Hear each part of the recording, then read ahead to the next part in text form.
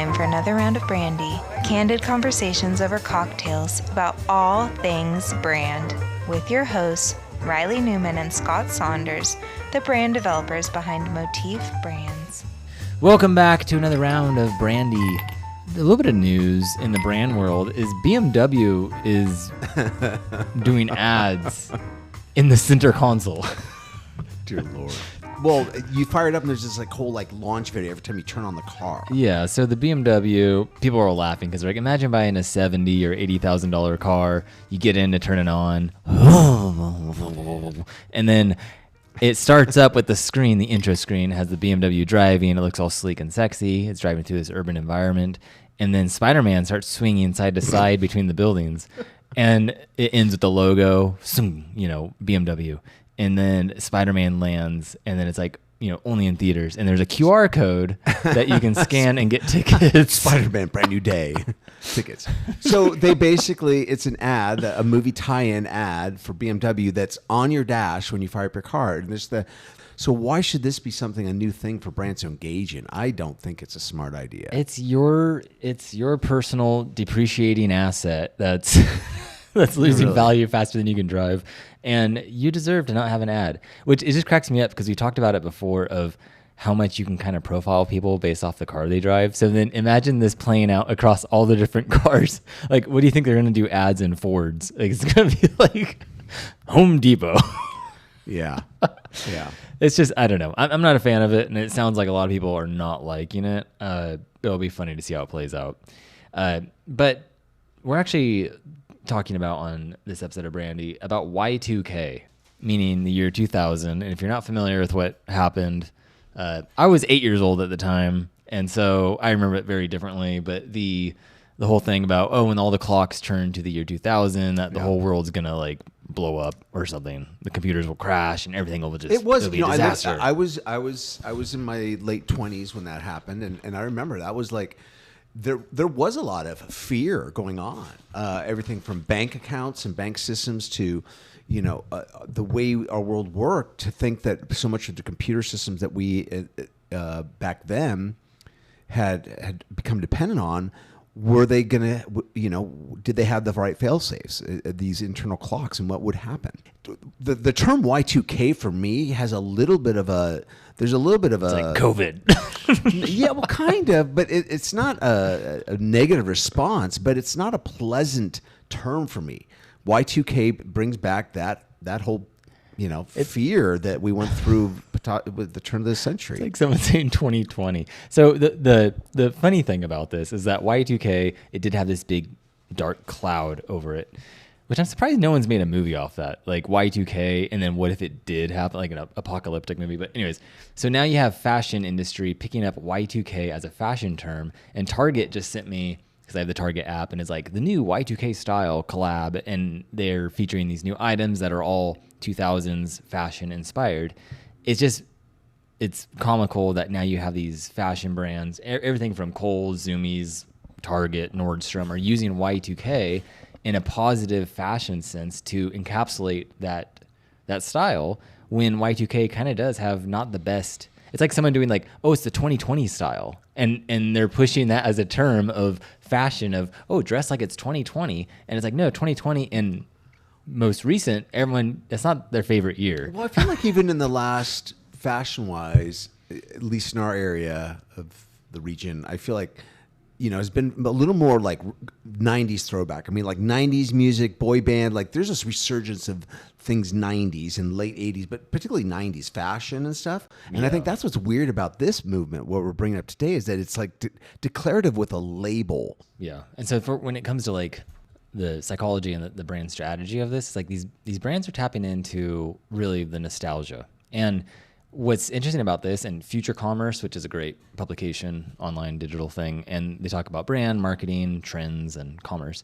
And they were talking about how this trend is not only millennials and Gen X, they're favoring the Y2K look because it's nostalgic in the way of looking back and reflecting. But then you have the younger generation who's looking at the same trend, the same Y2K vibe, and they're liking it, and they want to own it, and they want to bring it back because it's nostalgic. But in a different way. But usually we see with like fashion and stuff is that this pendulum swings where the parents go, oh my gosh, they're wearing that, and the kids want to wear it because their parents are disgusted by it because they're going, man, we wore that back in the day, and we like now it's lame. But it's weird now because you have two pretty much generations going after this nostalgia, but from different angles. But I find it interesting that like I get. Let's talk about the nostalgia for what it is and what the meaning. I feel like people that have lived through something and are looking back, that's nostalgia on an emotional connector. Yeah. People that didn't grow up, the younger generation that was born after Y2K, right? Yeah. I don't understand their pursuit or their justification of leaning into this for the nostalgia's sake when they have no nostalgia in it. There's nothing to look back for them. It's anything. It's like almost like trend aspirational. Why are they leaning in that trend? Is it nostalgia? I don't think so. I think it's nostalgia for anybody older than whatever it is that period that, right? Like if 80s are in, well, I lived the 80s as a high schooler. So, that's, I'm drawn to it right now for nostalgia's sake. But someone that didn't, that's like 14 and getting into 80s stuff, I wouldn't say nostalgia is the driving force. There's got to be something else. Yeah, and I feel like that I think now you do have this truncating of like time, because it is weird that Gen Z's after this because it's too close. Like I remember I've always been obsessed with like the 40s and 50s and that. But it doesn't feel like it, dude. Era. It's been 26 years. That's what's weird. True, it seems like it was yesterday, but it's been a quarter of a century. And so then is it these, which I think they estimate generations are typically 20 years. You have a new generation, and which now that's getting dragged on because people are having babies later. And so that's changing, but typically it's 20, 25 years is a generation. So then you have this cycle every 2 decades, 2.5, and you have that nostalgia coming around. But like Scott was saying, usually you're reflecting back and going, oh man, I love that style, let's bring it back. So it's interesting to see a generation that's so quickly trying to encapsulate or trying to like grab onto this and be part of it, even though the generation ahead of them likes it just as much, because usually it's opposites. Yeah. But I think from like a brand perspective, it's like, okay, what does all this mean other than Scott and Reilly talking about fashion trends? The least it's fashionable. brand. It's brand. I think, and fashion's interesting because it's a lot of psychology. It's a lot of positioning. You're making something look cool. You're making it look a certain way, and leaning into going, okay, the nostalgia driving it. I think that is huge. We've talked about Disney doing nostalgia. We talked about other brands who use nostalgia to their benefit, and there has been just like a big, I don't know if it's like a resurgence of it, but for this 2000s era where, even in the gaming world, you've had a lot of resurgence of old consoles or the old N64, like the see-through plastic and brighter colors. I don't think it's so much fashion. I just want to, like, to me, what you're talking about, yes, I don't think we're just talking about fashion here, because I think what we're talking about is fashion helps usher in other trends that affect other industries. Yeah. And it goes beyond just literally clothing.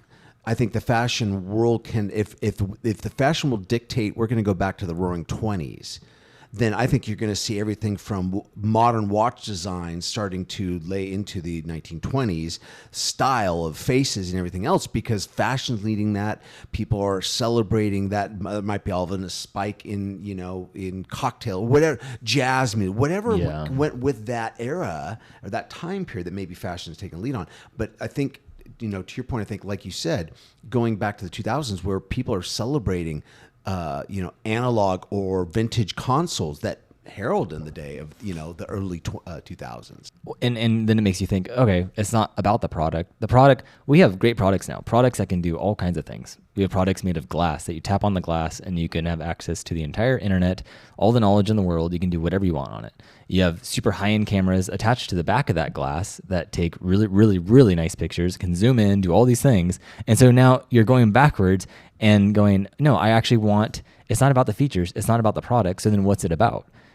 And it's going back to what it always has been about, and it's the feeling it gives you. So are we just chasing that feeling in these products, in fashion, in music, and all these things of trying to capture this feeling that we used to have? And it may not have been from the products directly, but it used to be this time of how these brands or these what they represented. Yeah, and so it's really interesting. Like if if you're tired of every single little pop up new biz selling the same thing just right and left, and you discover a brand that's literally like vintage and it's still around, it still makes good quality, does it the way things used to be, that might be a brand for you. I think no matter what, there's a reason that we identify with brands. And so it kind of, from like a brand lens, it's like, okay, if you think about the feeling, whether it's a product or a service or whatever, like what are you delivering? Because ultimately it's going to be the decision making factors. Like, how does this make me feel? Or they're chasing that and you're able to provide them with something that's helping them feel that way. It's not the easiest question, but that's also why I think we've neglected it for so long and focused only on features of products or making something more sleek or more like appealing in design or any of these things where we just keep subtracting and getting things so overly designed in a way where we're optimizing so much about it, and then we're losing the fact that, oh, now it's completely soulless and it has no personality, no feeling to it. And if you look at product design, back in this time, it's like the products had a lot of soul to them. Whether it was a boombox or the first PlayStation or Xbox, they were very maximalism in their design and being able to speak to a certain personality, a certain look. Even like Walkmans or anything like that, it's like they had a certain look because they had a certain theme and a certain purpose. And it's kind of like what I talked about before, like that with Theming of America, that book I've mentioned. He talks about that, where with architecture, you used to be able to tell what was inside the building by looking at the outside of a building. And right now, when you think about products, like you look at your phone, you can't tell what that thing does by looking at it. You wouldn't know. If you saw an iPhone for the first time, you wouldn't know that it could do all these things. Yeah. And so it's almost like the more capabilities something's gotten, the more faceless it's become. Yeah. Yet back in the day, it was like you knew by the look of a product what that product did. All the dials and buttons and there was like knobs tactile and all these different things that you used to engage with stuff. Even in cars. That brings back part of that. I think we as a society, not to get off point, but I think we as a society have become desensitized to each other, to living, and everything is about just online and efficient and quick, and life has kind of gotten this dull gloss to it. And I think people are just craving to get back to something that's tangible, that feels real in a digital online community world. And I think that's kind of what's heralding this. So I think it's affecting almost all market spaces really that consumers are engaging with, whether it's clothes or not, whether you're selling a little widget, just that idea of people wanting to celebrate the way things used to be. And it's kind of funny because even developers are like, computer nerds are getting into it, or they have been for the last year or two, where even the keyboards where they actually make the sound, those have been like selling like crazy. So if you have people across all the spectrum, from nerds to fashion people to all kinds of things, and they're wanting this, and it's like, why would you choose a keyboard that makes like click, click, click, click, click, and it's like tapping versus, oh, you have a super like sleek a typewriter. Yeah, and there's something to it that I don't know. My creative writing, I found an app that simulates an old school typewriter with everything about it. And my whole Mac just becomes a typewriter. And at least the sound and the rhythm and the engagement with it, where each keystroke feels intentional, each letter. And it just, I don't know, there's something, viable. Yeah. And this kind of does loop back around with like where AI is going and everything, where if everything is becoming so soulless, then the calculation, all of that, the computing, that's going to go to AI no matter what. So then what do humans do is like, we are always going back to what actually matters. And actually, believe it or not, Intuit had a really good, because they're integrating AI into their QuickBooks, into all their stuff. And they actually had a really good little slogan, and it said, AI where it counts, human where it matters. And for Intuit, which normally I hate their stuff, but I was like, they did actually a very good job with that, because it is true. The AI where there's computation, where there's math, where there's things that, are ones and zeros. Taxation laws. Yeah, it makes sense. That totally, you should give that to machines, because that's what machines are good at. The human side of it, the nuance side of it, the click clack and all these things that like we as humans find valuable, it has meaning and it matters to us because we say it matters. So then as a brand, it's like, okay, what are those things that actually do matter? What are the things that we lean into because there's inherent meaning to them? Because as a society or as a human, we've given them meaning. We make that matters. And it's kind of just like something to balance as you're going of not subtracting all the human out of things or optimizing things to where it becomes just a soulless product, but actually leaning into those things that make a product and give it personality, give it a soul. Yeah. So whether you feared the Y2K, whether you are celebrating it, whether you're just liking the kind of retro vibe that culture seems to be in right now for going anything, late 90s, early 2000s, 20 years rollback, a lot of brands are leaning into that. So maybe it applies for you that you can look and see how your brand can incorporate or help that if it makes sense. If it doesn't, don't force feed it into your brand. Your brand needs to be distinct and it's unique. That's why there's no given recipe. So thanks for listening to us gab on this topic today. And thanks for always checking in. And until next time, cheers. Cheers.